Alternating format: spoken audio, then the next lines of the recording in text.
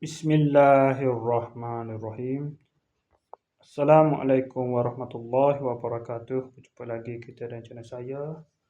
Hari ini hari Selasa, 3 hari bulan Februari 2026 Masihi, bersamaan dengan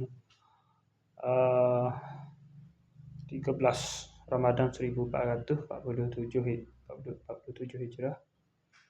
Seperti biasa, sekarang pukul 6.42 kita. Seperti biasa, video daily report kita untuk hari ini. Lepas pada buat video daily report kemarin, saya pergi ke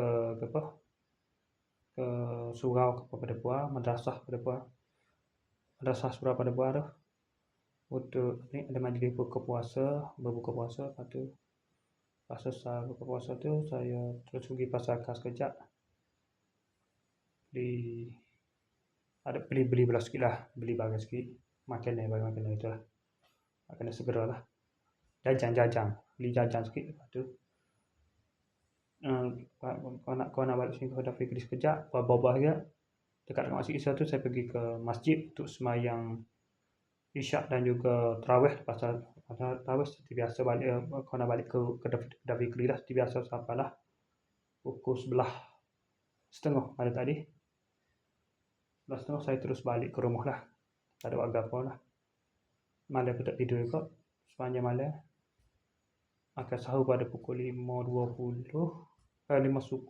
lah. Makan sahur. Lepas tu semaya subuh 6.40, 6.13 subuh masuk dah. 6.40 semaya subuh. Kemudian tak ada apa dah, main Facebook gitu lah semaya tu. Upload pun tak ada upload lagi sampai sekarang, tak upload lagi video ni. Cuma download beberapa video gitu lah malam tadi. Ada sempat download beberapa video. Lepas tu dah ada pukul 7.40 tu ngantuk dah lah. Lepas tu gitu lah, tidur masa tu. 7.40 tu tidur, bangun pada pukul 2.55 tengah hari petang. Lepas tu bangun tu terus mandi semaya Zuhur pada pukul 3.10 lebih kurang. Mandi tu semaya Zuhur lah, maknanya lebih kurang dalam 3.10 lah semaya Zuhur. Lepas tu semaya Asar pada pukul 0 tadi.